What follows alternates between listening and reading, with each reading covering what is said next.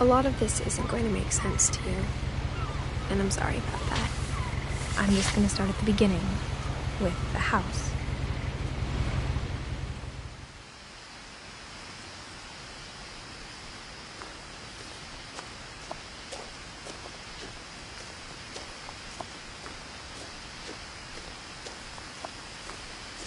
I lived here until I was 11, but I wasn't allowed inside half the rooms.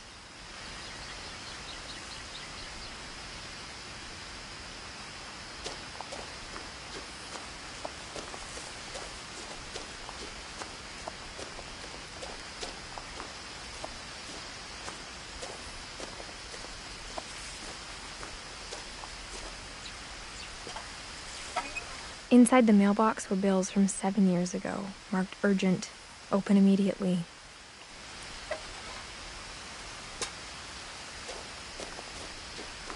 I hadn't been back since my brother Lewis's funeral.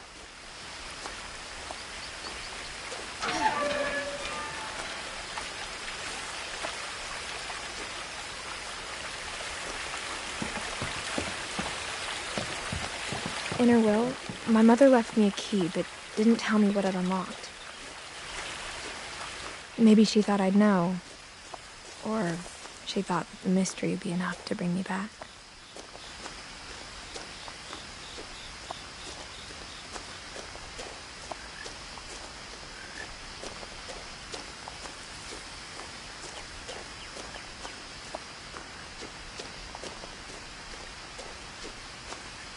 No one had driven this way in a long time, but I saw a few hoof prints.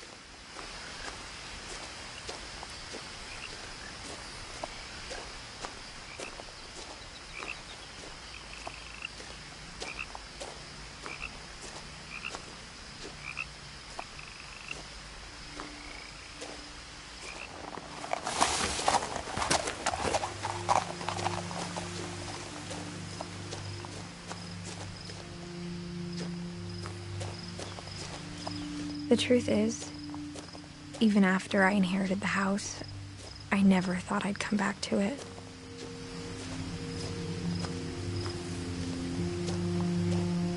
But now I had questions about my family that only the house knew the answers to.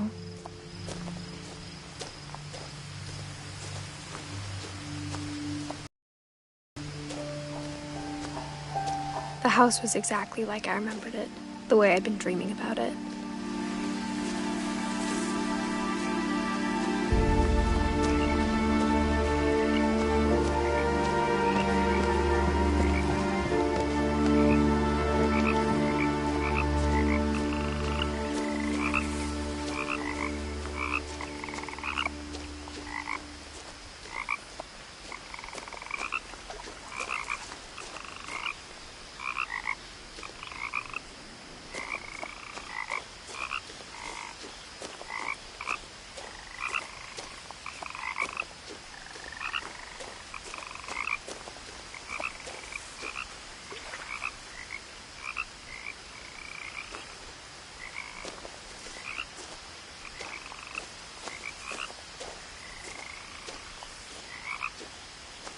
As a child, the house made me uncomfortable in a way I couldn't put into words.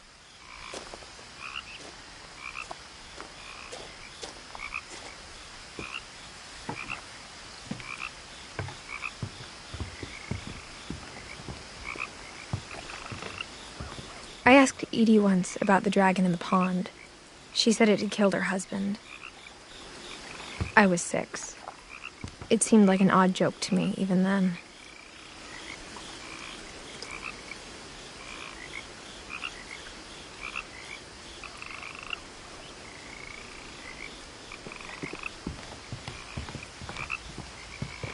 Now, as a 17-year-old, I knew exactly what those words were.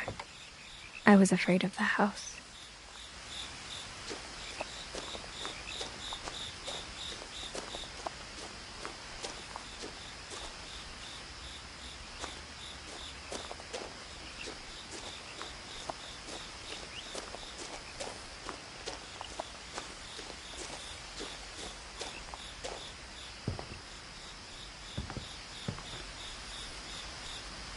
I hoped the key might unlock the front door, It didn't.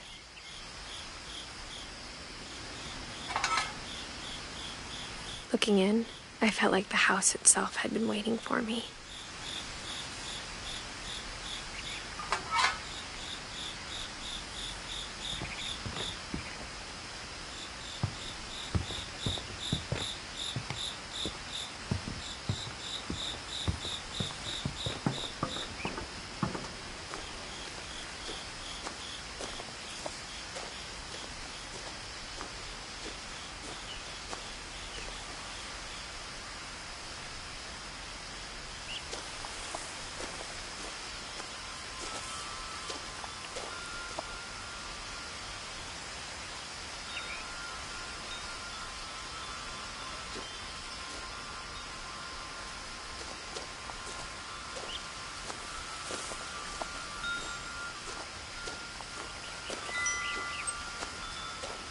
The house felt like it had always been here. Even the swing set was older than my mother.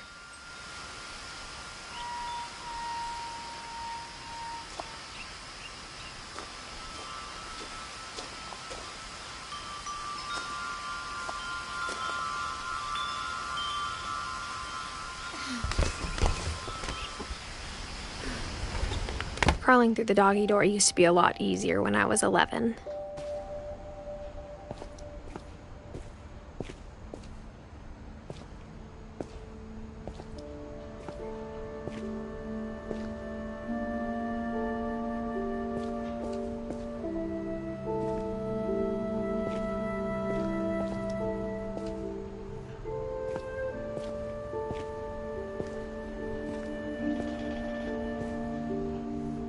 The power had been turned off the night we left. For the first time in years,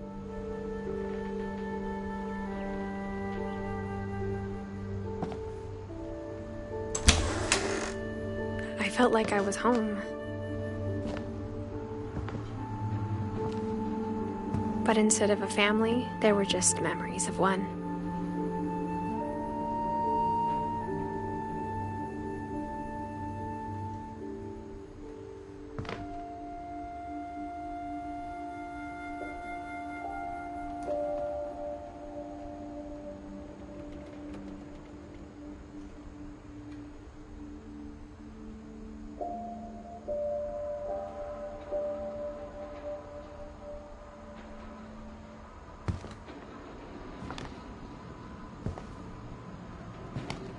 Like how only one restaurant would deliver to our house, so we had Chinese a lot. Or how after Louis started working at the cannery, we all got sick of eating salmon. Except our cat, Molly.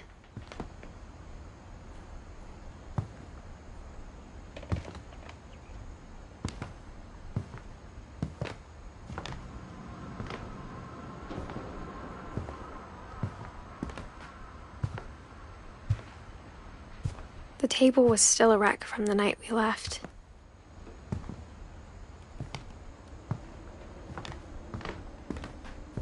It was like a bomb had gone off, killing everyone but sparing the furniture. My mom was the only one of us who could imagine Great-Grandma Edie living in a nursing home.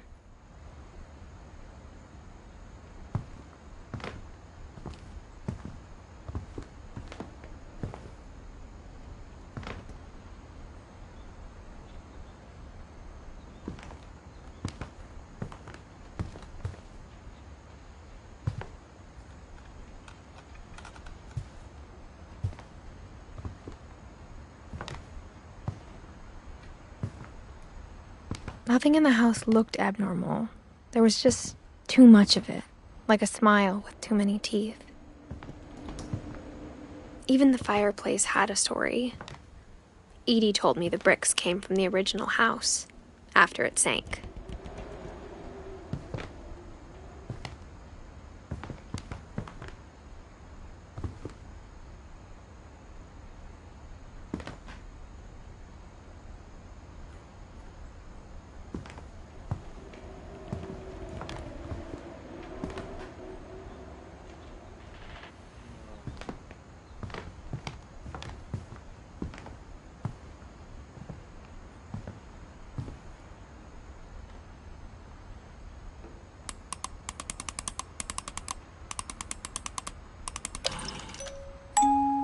Great-Grandpa Sven built a music box for Barbara, along with the rest of the house.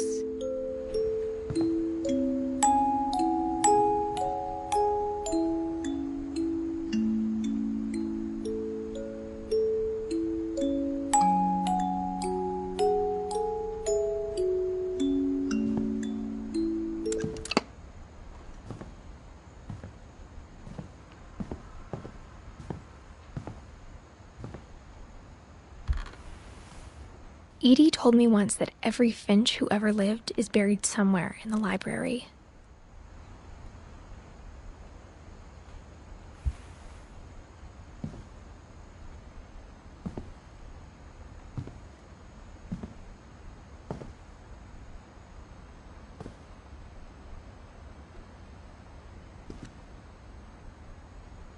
After Milton disappeared, Mom sealed up all the bedrooms.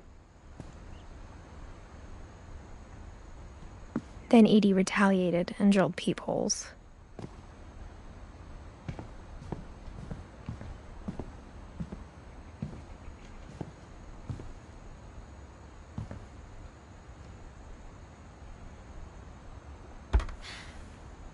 The last time I was in Edith Sr.'s room, I was 10 and she was painting my portrait.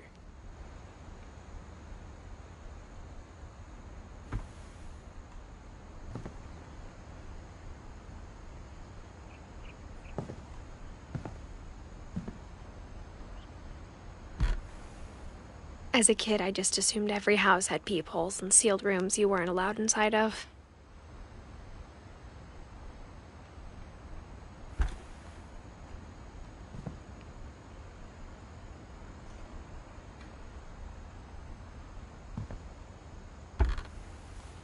My Grandpa Sam spent 7 years sharing a room with his dead brother, Calvin.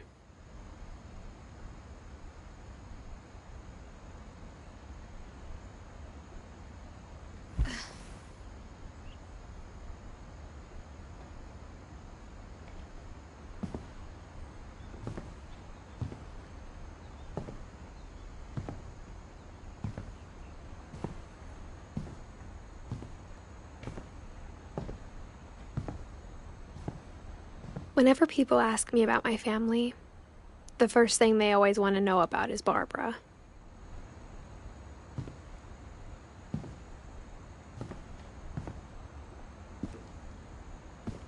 Mom must have locked the third-floor stairs on the night we left.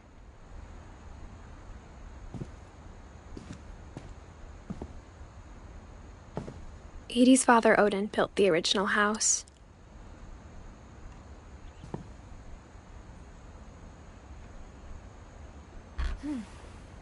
Barbara was a child star for 2 years, until America grew out of it.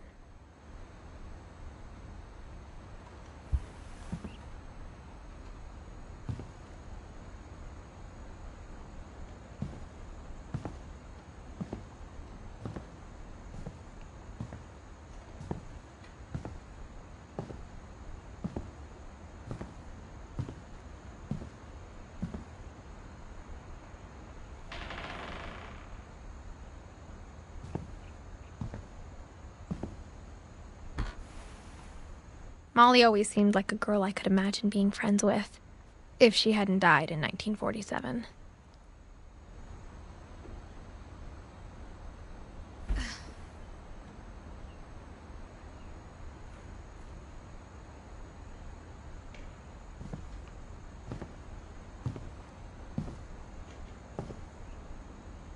I spent a lot of time playing in Great Uncle Walter's room. I think my mom sometimes regretted not sealing it up.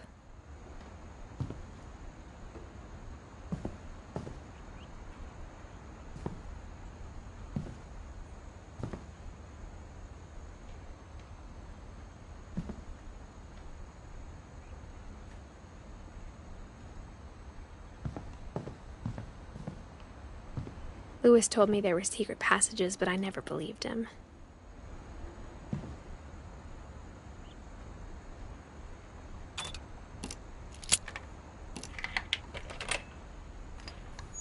Turns out, my mom was really good at keeping secrets.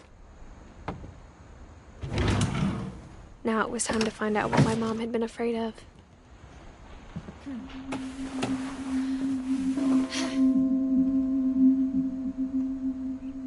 From the paintings on the wall, it was clear my brother Milton had been here before me.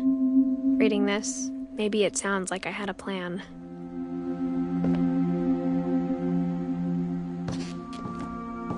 But I had no idea what was behind that door.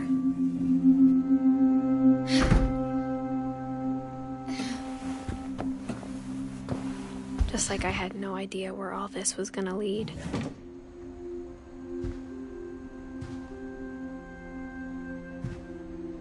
I grew up looking at Molly's room. Molly's gerbil had a tiny bedroom with its own even tinier gerbil cage.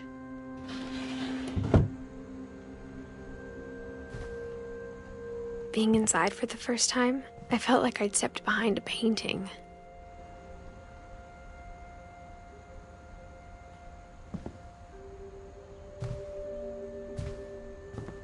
I got the sense Edie had spent a lot of time here, before my mom sealed the doors.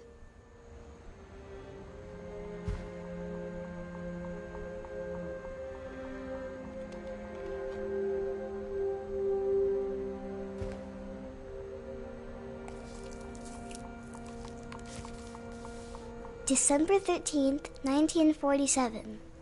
Dear Diary, I'll be gone soon, but I wanted to tell somebody about what's gonna happen. It started when Mom sent me to bed without dinner. I woke up and I was starving, so I looked around for something to eat.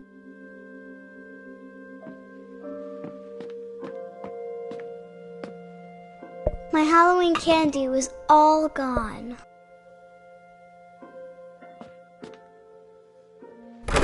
Mom, can I come out now? Sweetheart, it's late. Go to sleep.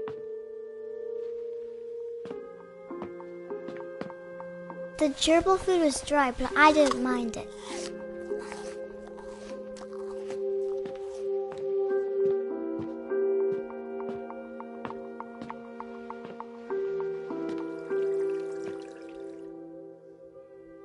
I thought about eating Christopher, but I held back.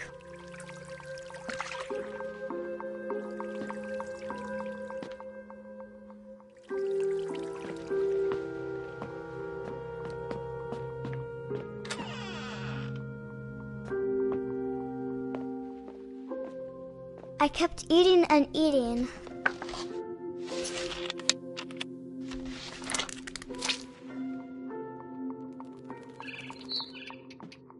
I ate a lot of things that night.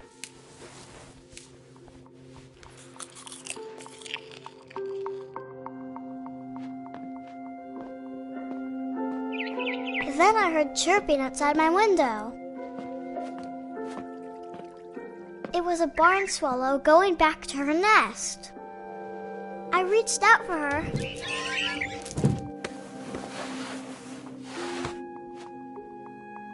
And suddenly, I was a cat. I tried to be quiet, but the bird was really scared.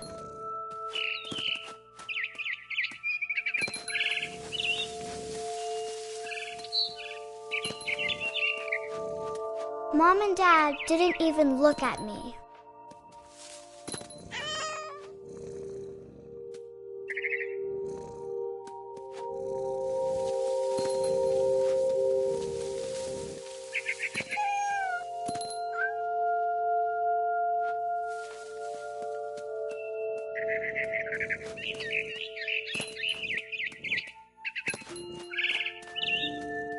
I jumped and I almost got her.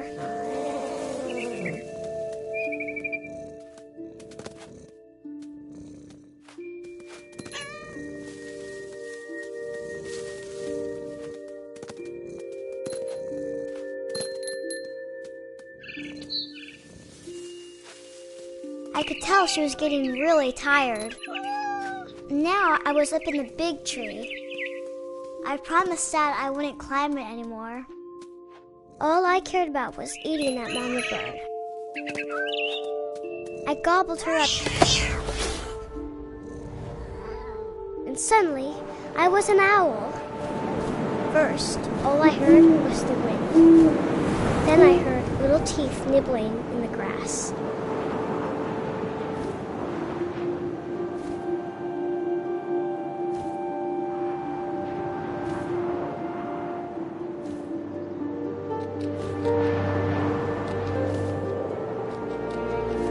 Rabbits.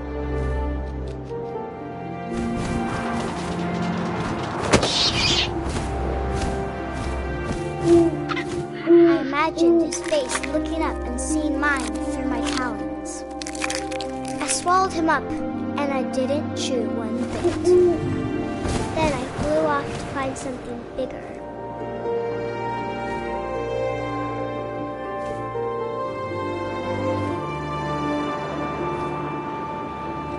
A mama rabbit.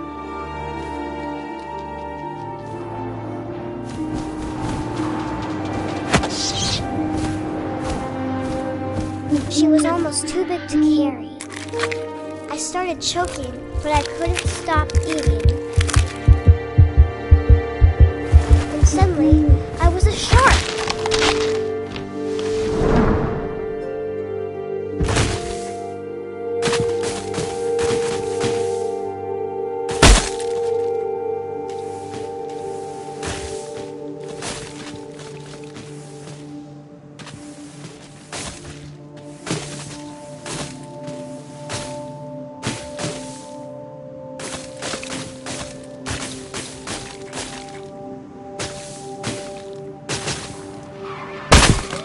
I rolled off a cliff and into the ocean. Now, I was hungrier than ever.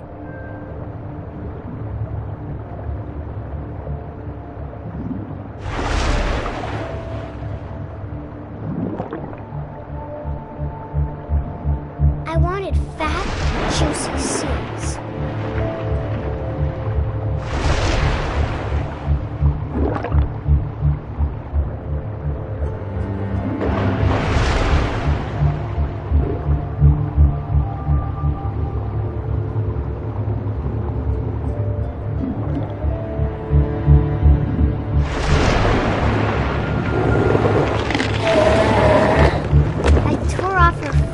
And it tasted really good.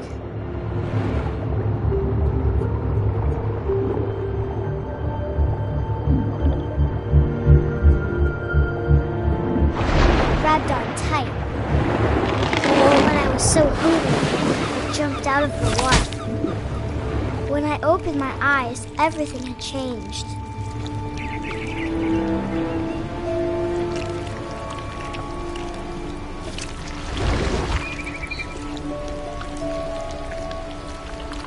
Now I was a monster, and I smelled people everywhere.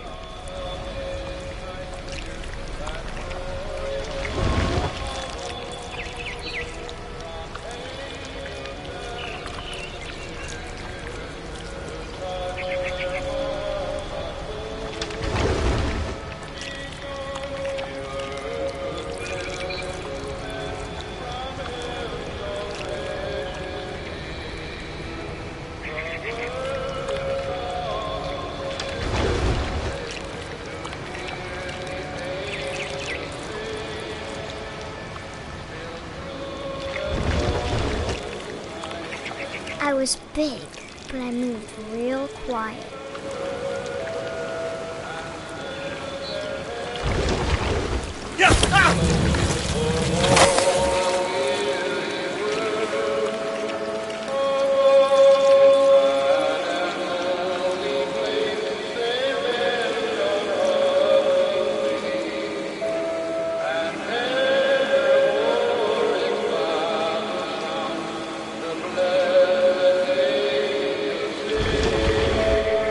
I wanted to stop, but also I didn't.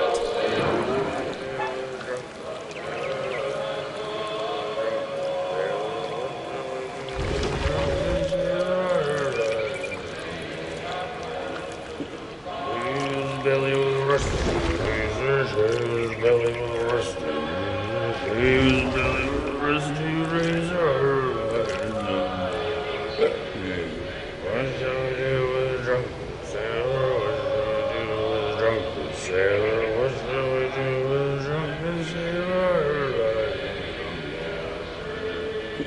Put him in bed with the captain's daughter. Put him in bed with the captain's daughter. Put him in bed with the captain's daughter. What shall we do with a drunken sailor? What shall we do with a drunken sailor? What shall we do with a drunken sailor? Shut with a long boat till he's sober. Shut with a long boat till he's sober. Shut with a long boat till he's sober. What shall we do with a drunken sailor? What shall we do with a drunken sailor? What shall we do with a drunken sailor? Put him in the scuppers with a hose by water. Put him in the scuppers with a hose by water. Put him in the scuppers with a hose by water. Girl, I hate them both. What shall we do with a drunken sailor? What shall we do with a drunken sailor? What shall we do with a drunken After the last passenger, I was still hungry. And across the water, I smelled something new. Something I had to have, so I swam towards it.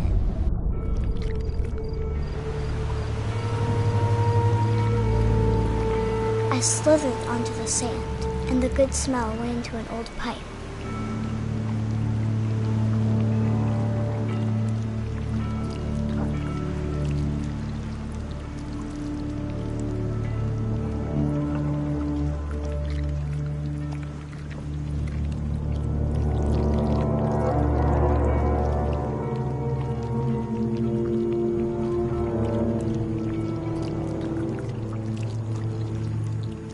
I got closer and closer.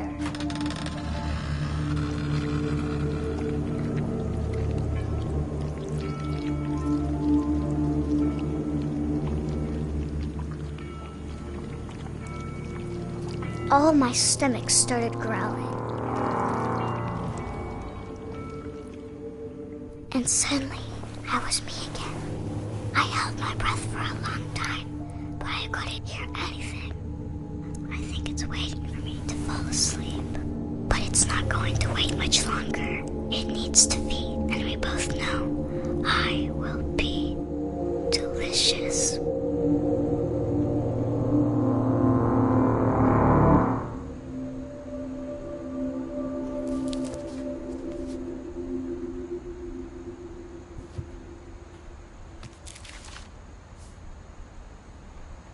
I'm not sure if I believed all of that, but I'm sure Edie would have.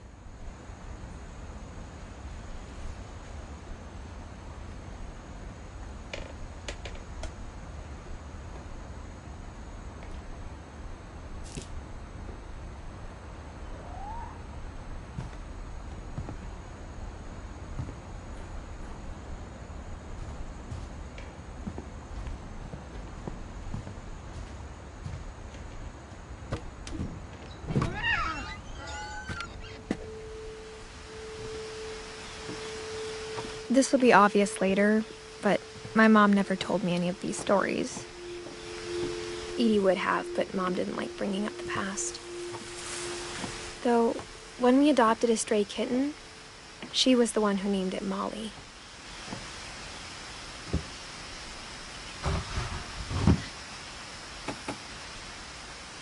I spent a lot of time in Great-Grandma Edie's room.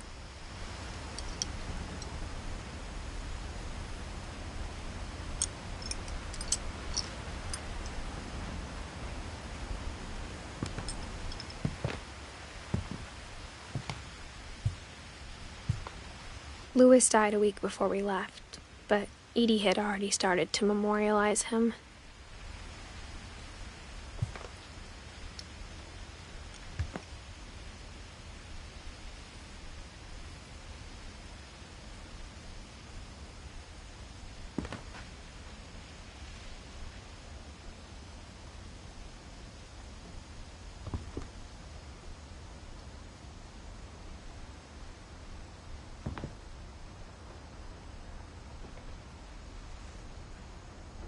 Her room was like a museum.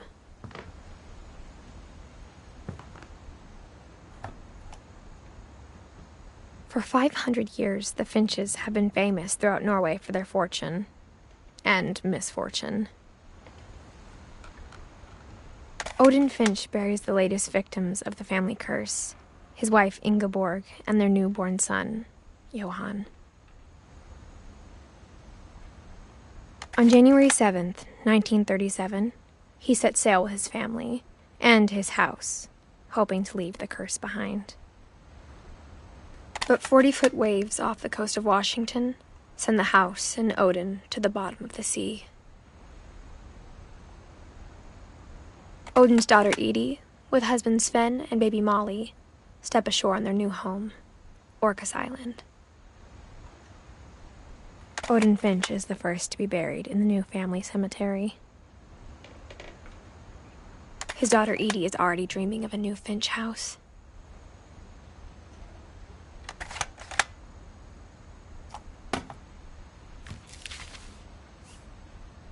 Whatever's wrong with this family, it goes back a long ways.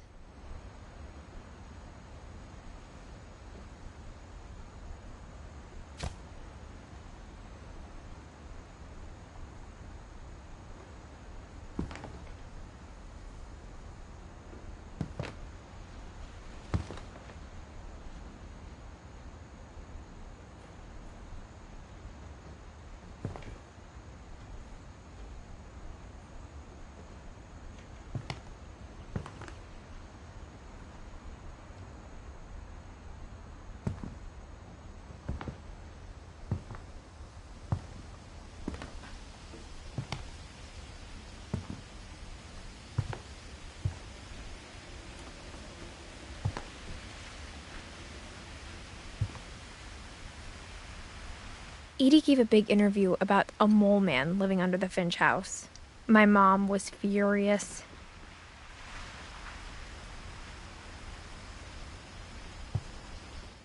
I hadn't thought of myself as Edith Jr. for a long, long time.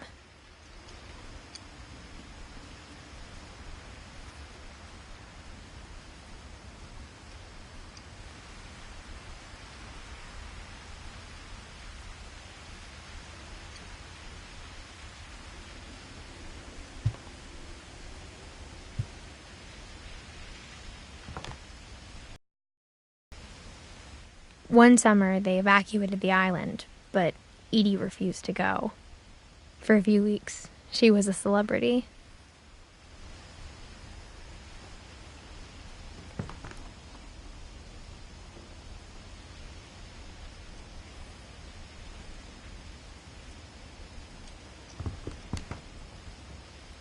When Edie told people Sven was killed by a dragon, she could also have said he was building a dragon-shaped slide that collapsed. She could have, but she didn't.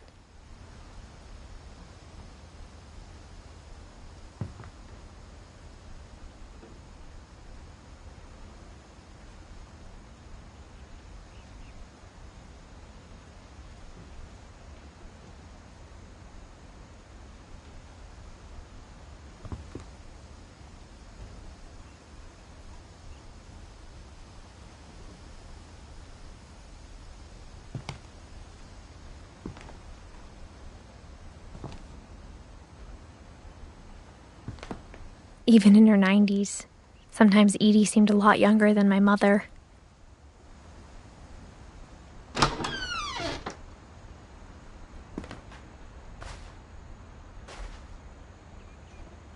The only trace Grandpa Sam's first wife Kay left on the house was the pink bathroom. It was a pretty big trace.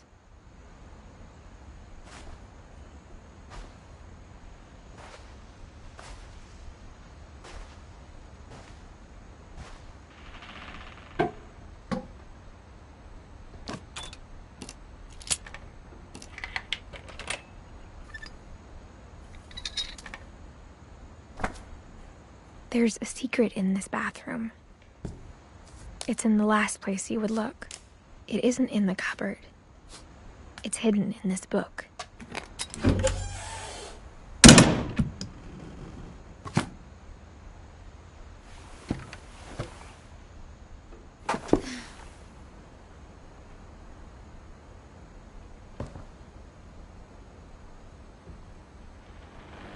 Sven gave Sam an old camera he'd refurbished.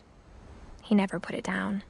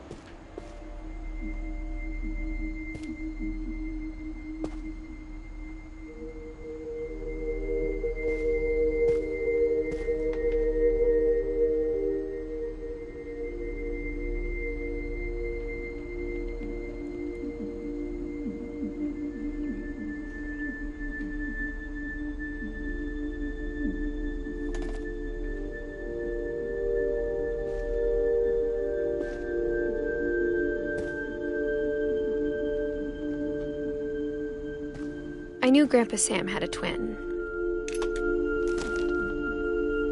and that he never talked about him.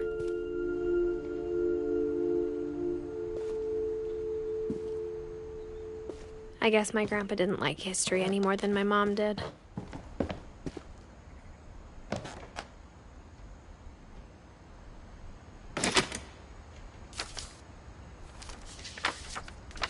How I Want to Remember My Brother by Sam Finch. The thing I remember is that when he made up his mind, that was it. My brother said he'd die before he ate another mushroom, and he did. At Barbara's funeral, we swore we'd never be afraid again, and he wasn't. I think Calvin always wanted to fly.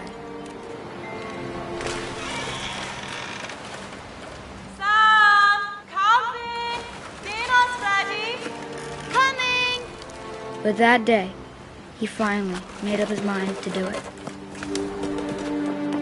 I told him going around was impossible. Maybe if I hadn't said that. Alvin, I'm not going to tell you again. Maybe if the wind hadn't picked up. Then maybe he'd still be here. But I doubt it. I think he'd already made up his mind. That's what I want to remember about my brother.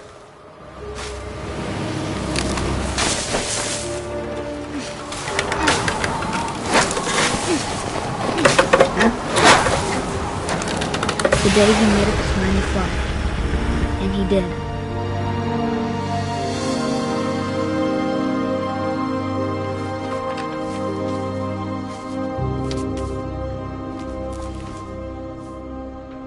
Calvin's story felt strangely familiar. When I was younger, I remember trying to do the exact same thing.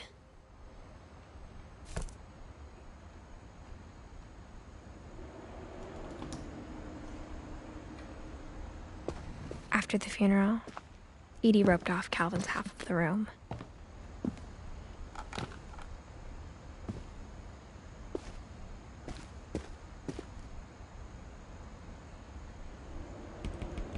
Mom said Grandpa Sam enlisted at 18 and never set foot in the room again.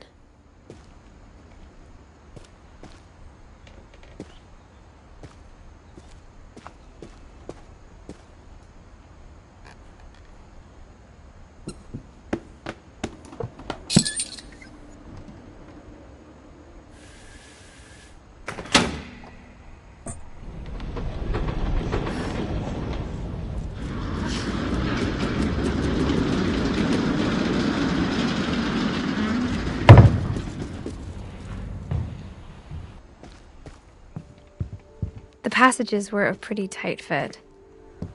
They'd obviously been built for smaller hands and bellies.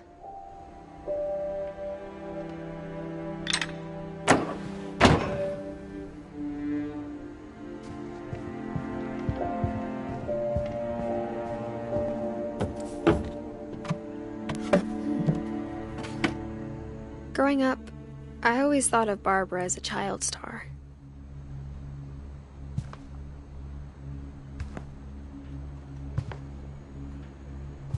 I never thought about how hard it must have been for her afterwards.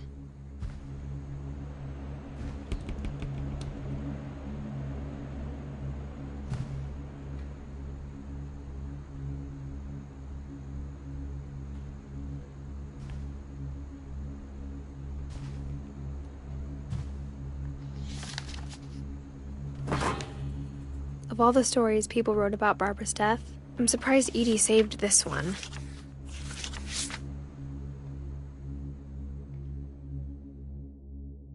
Old Jack here with another ghastly tale inspired by America's most unfortunate family.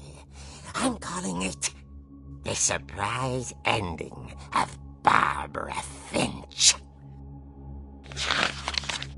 As a child star, Barbara was famous for her scream. Now at 16, she was all washed up. A has-been.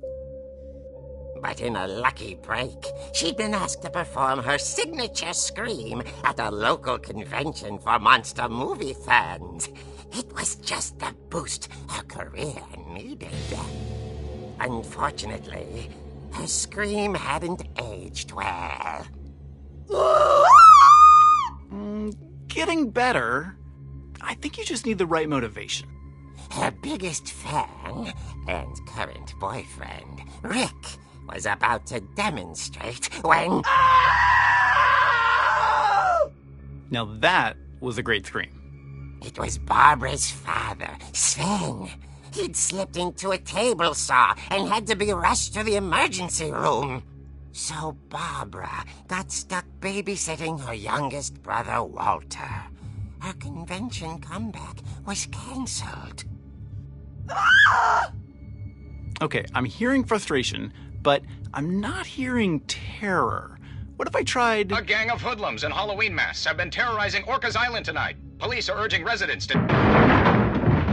That came from the basement. You're right! Also, I loved your delivery on that. Why is your basement door locked? Because my dad likes making puzzles and secret passages. There's a key hidden in the music box. The secret is to keep winding and winding until finally the key pops out. Thanks, babe. I'll be back in a sec.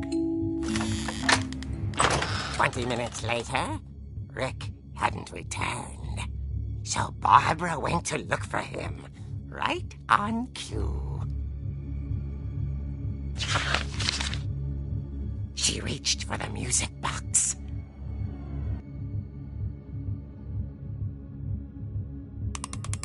And as she wound the key, she listened for Rick, but the house was silent.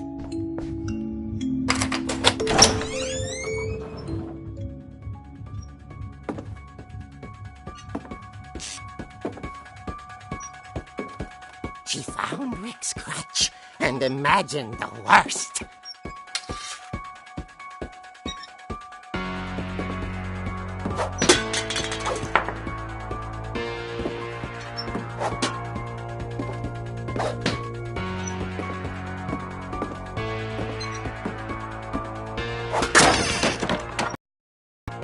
The gang's leader is the infamous Hookman killer, Dr. Carl Hamill, who impaled and then ate his family 10 years ago tonight.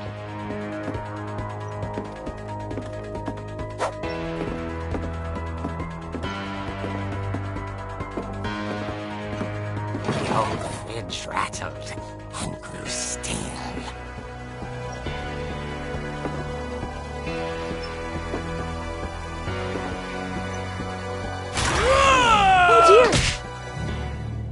Oh! Rick?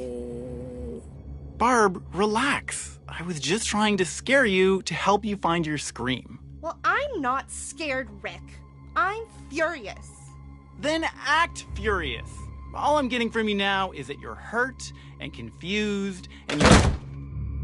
She threw him out, but she kept a little something to remember him by. Barb, have you seen my other crutch? And she was still holding it when she fell asleep watching the Late Late Picture Show. Hours later... Barbara! Walter, what's going on up there? Ah! Okay, I'm coming up, but if this is a trick, you're dead, Walter.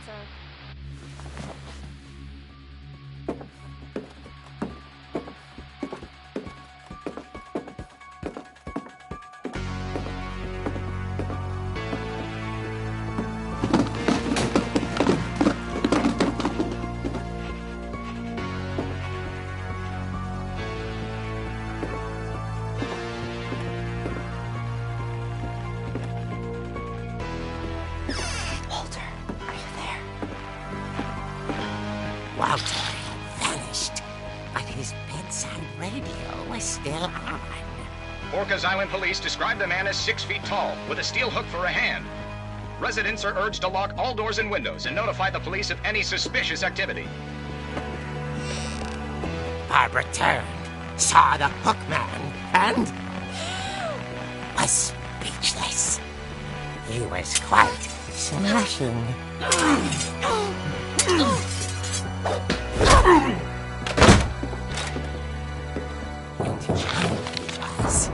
he couldn't get enough of Barbara.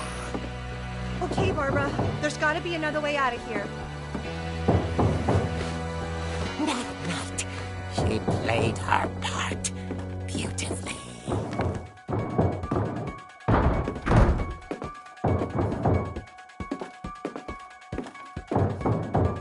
Molly's door hadn't been opened in years. The hinges groaned.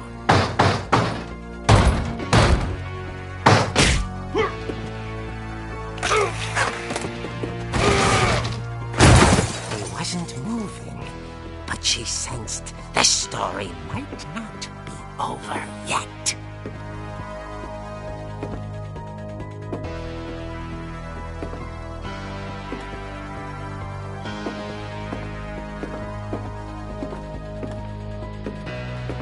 The hookman had vanished.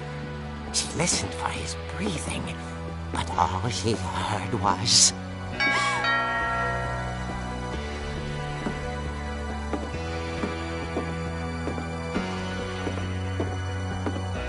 At the door, she heard whispering. It was coming from inside the house.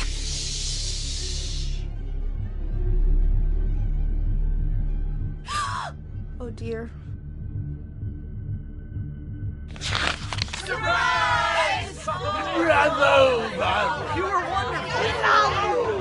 monsters had come to surprise her. For Barbara, it was a dream come true. Then she saw what kind of monsters they were, and she realized what was about to happen.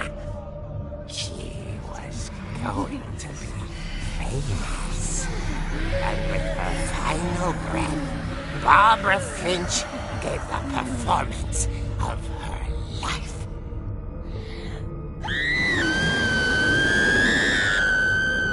I wasn't there myself, but I hear Barbara was magnificent.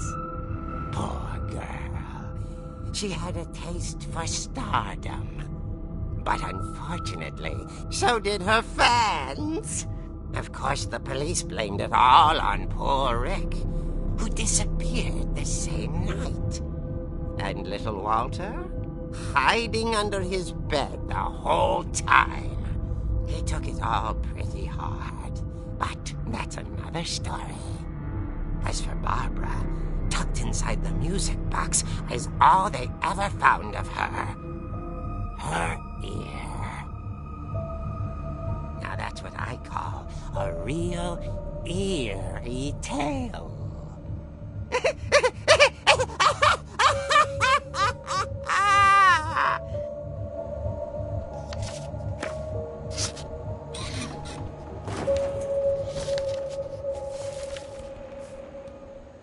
Edie told me all Barbara wanted was to be remembered, as absurd as that comic was. Maybe what Edie saw was a happy ending.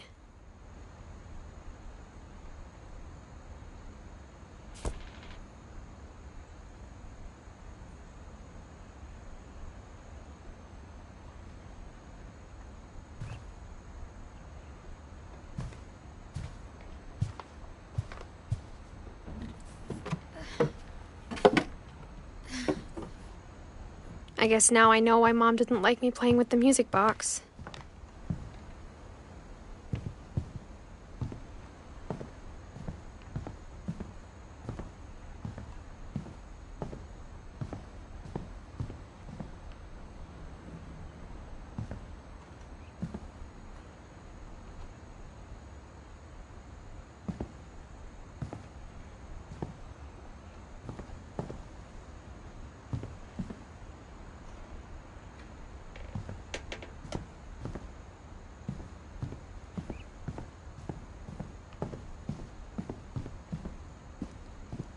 It's funny. All those times I played with the music box and never found the basement key.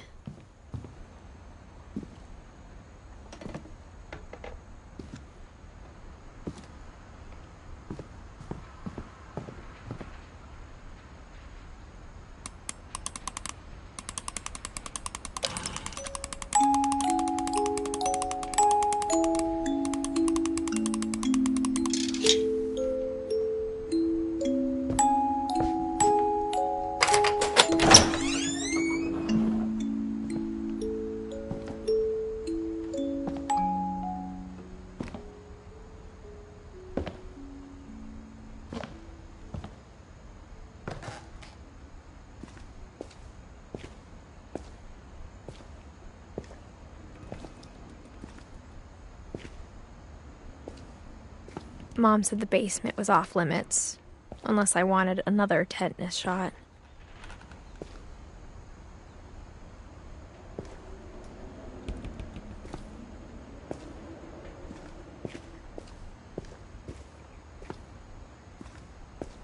I saw Edie sneak down to the basement once, carrying packages. I thought maybe she was hiding presents.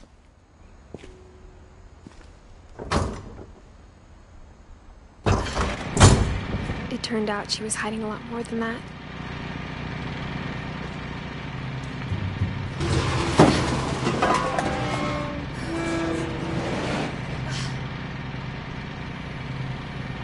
I remember asking Mom once about where Walter had gone. She said after Barbara died, he got as far away as he could.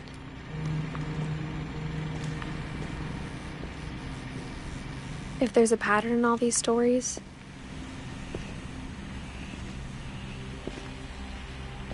I think it's that none of us has gotten very far.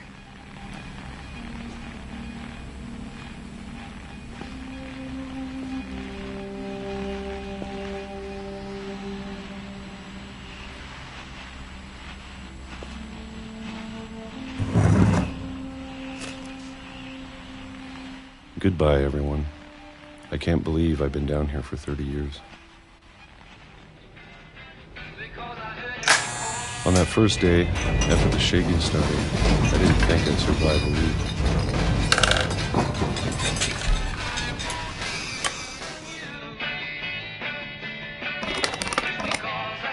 But after a few days, I settled into a routine. That's what kept me sane. Having a schedule, living for today. I always expected to be dead tomorrow. But if you wait long enough, you get used to anything.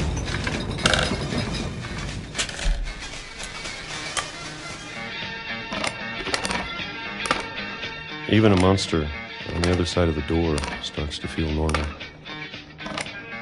Almost friendly.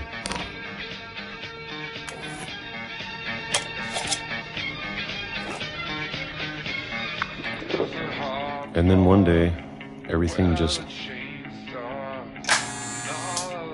stopped. Whatever that thing was, it was gone. Maybe it got tired of waiting.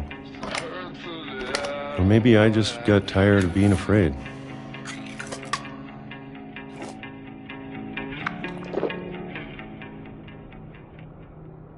It's been a week now, the longest in 30 years.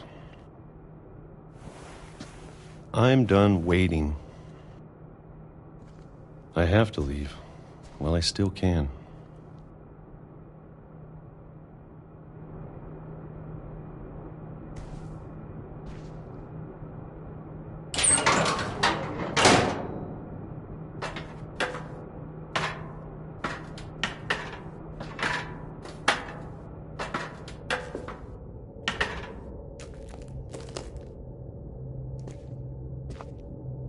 know it's out there, somewhere. Whatever killed Barbara and Molly and Calvin. Maybe this is all a mistake. But I need to stop living the same day, even if it kills me.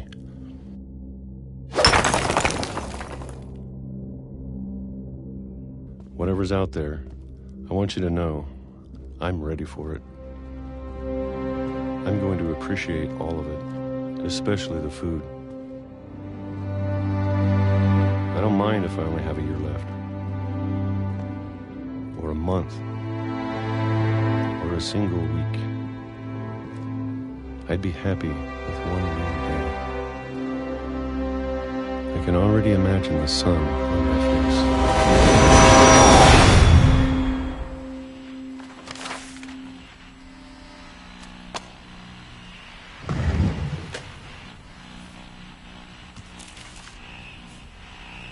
Walter died when I was 6. I can't believe my mom never told me he was down here.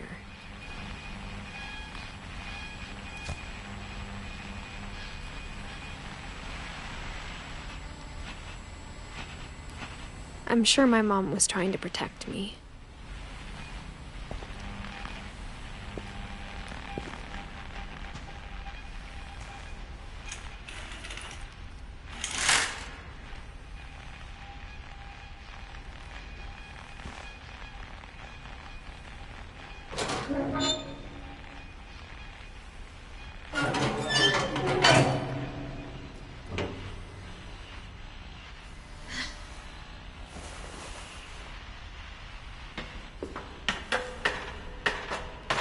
Maybe she was afraid I'd end up like Walter.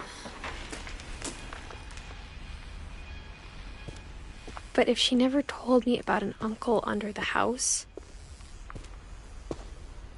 I can only imagine what else she was hiding. I don't want to make the same mistakes she made. Trying to bury something that's still alive.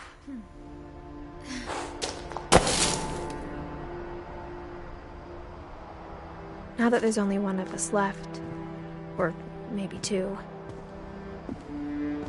I thought it was time I heard the stories for myself and found out what happened to everyone else. But now I'm worried the stories themselves might be the problem. Maybe we believed so much in a family curse, we made it real.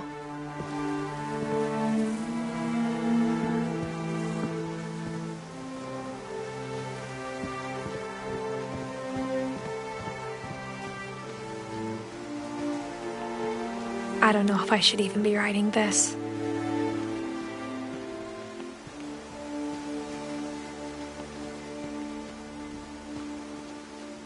Maybe it'd be better if all this just died with me.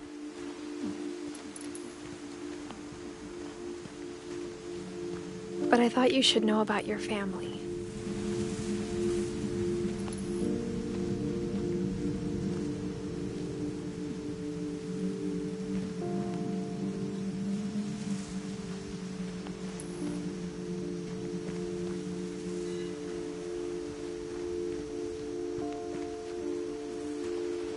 And the history you're a part of.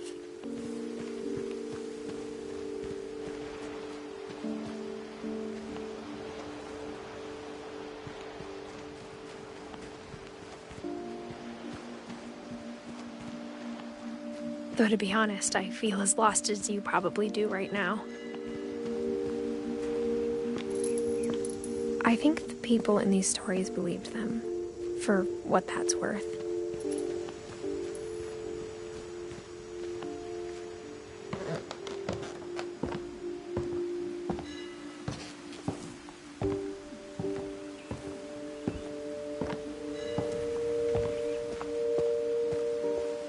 Look at the house.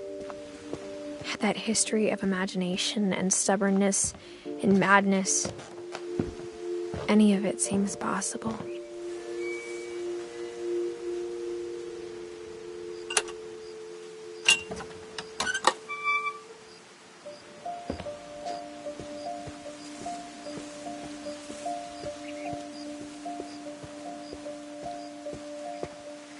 I think we've been surrounded by death for so long, we've just gotten used to it. What kind of family finishes building a cemetery before starting the house?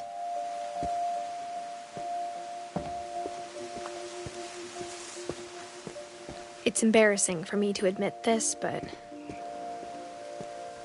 the pet cemetery made me more uncomfortable than the human one. 3 of the gerbils were mine, and 2 had been my fault.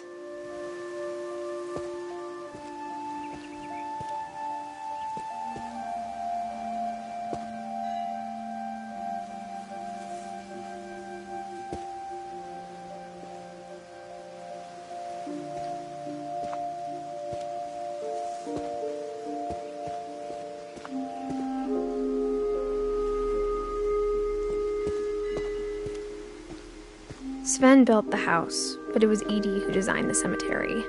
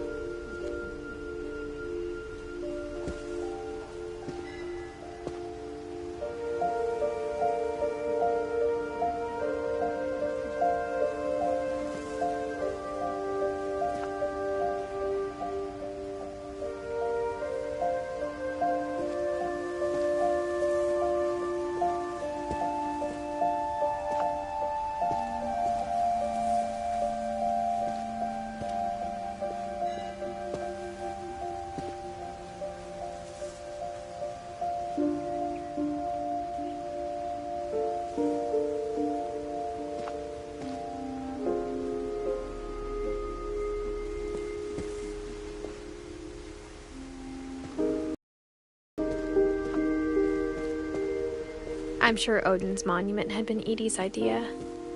My mom was always trying to move on, but for Edie, the past never went away. She could see it poking out of the water at low tide.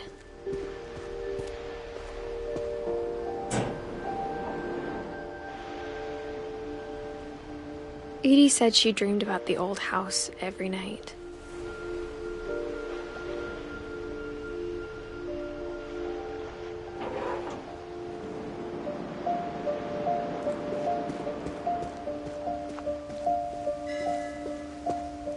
Edie's side was always easier for me to understand.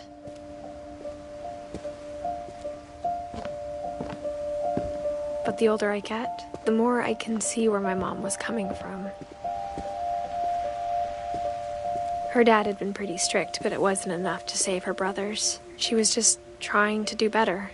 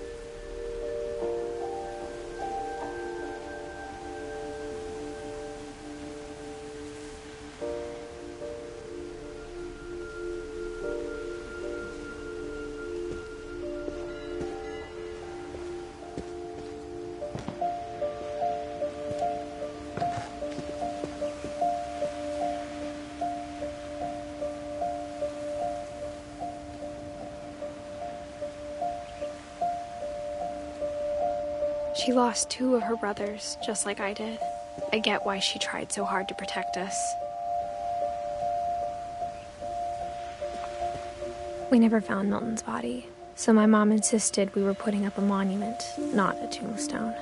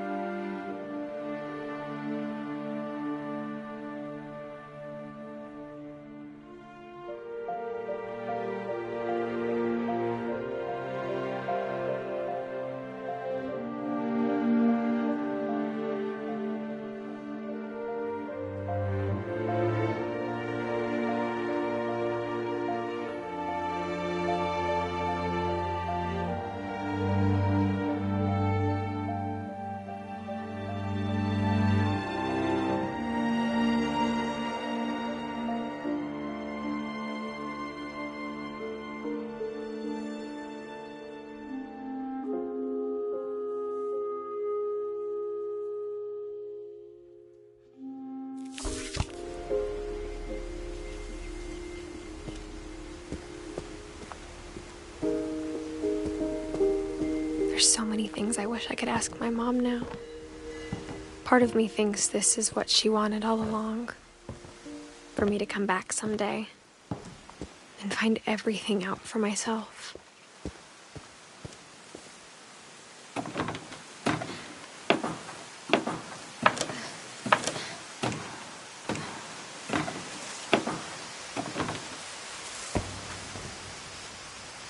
But looking back on it now, if she told me there was going to be so much climbing, I never would have come when I was 22 weeks pregnant.